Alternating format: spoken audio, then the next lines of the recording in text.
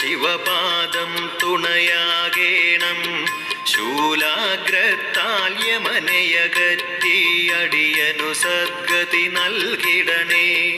അന്തകനൊരു നാൾ അരികിൽ വരുമ്പോൾ ശിവപാദം തുണയാകേണം.